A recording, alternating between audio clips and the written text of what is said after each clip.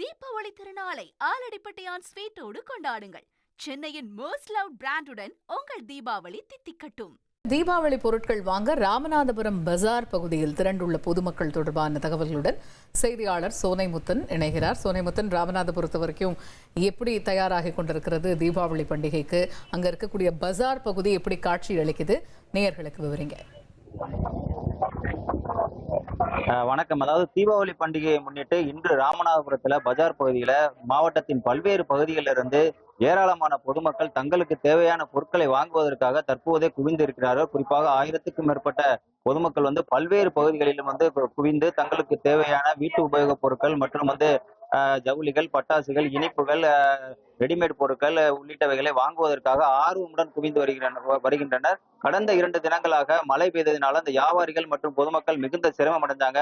இந்த நிலையில இன்று சற்று மேகமானது வெறித்து வெயில் அடிக்கக்கூடிய நிலையில இன்று மாவட்டத்தின் பல்வேறு பகுதிகளில் இருந்து ஏராளமான பொதுமக்கள் தங்களுக்கு தேவையான பொருட்களை வாங்கி வரக்கூடிய காட்சிகளைத்தான் நாம் பார்த்து வருகிறோம். குறிப்பாக இன்றும் நாளையும் மழை வெறித்தால் வியாபாரிகள் சற்று சந்தோஷமாக இருப்பார்கள் எனவும் நாம் அவர்களிடத்தில் கேட்கும் பொழுது தெரிய வருகிறது.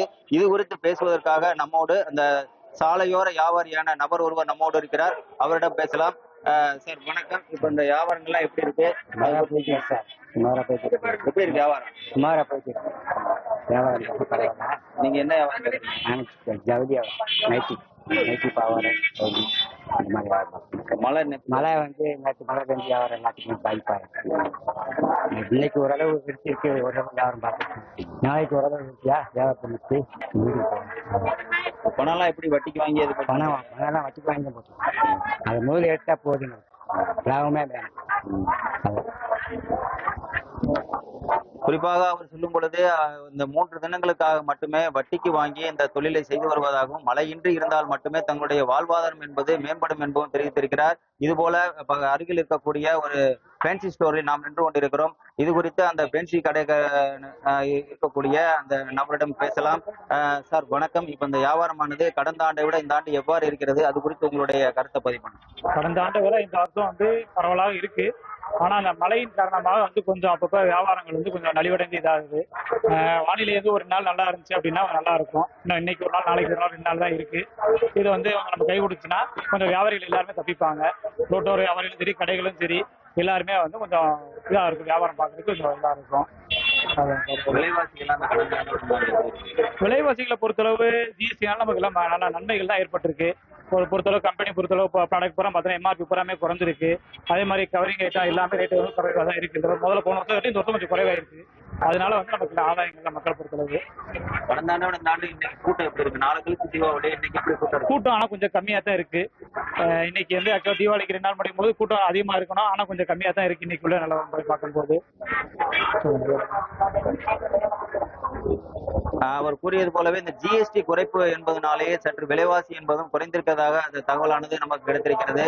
மேலும் இந்த கூட்டத்தை கட்டுப்படுத்துவதற்காக ராமநாதபுரம் மாவட்ட நிர்வாகத்தின் சார்பில் இந்த அரண்மனை, சாலை பஜார், காசுக்கடை பஜார் உள்ளிட்ட பகுதிகளுக்கு செல்லக்கூடிய அனைத்து பேருந்துகள் மற்றும் போக்குவரத்துகளையும் மாற்றுப்பாதைகள் விட்டிருக்கின்றனர்.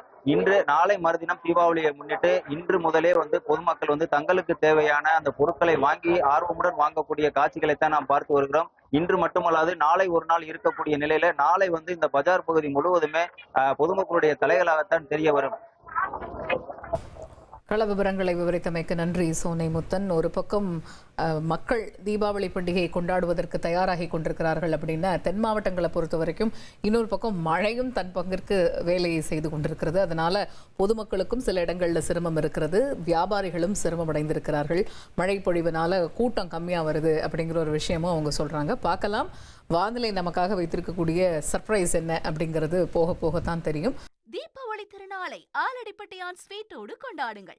சென்னையின் மோஸ்ட் லவ்ட் பிராண்டுடன் உங்கள் தீபாவளி தித்திக்கட்டும்.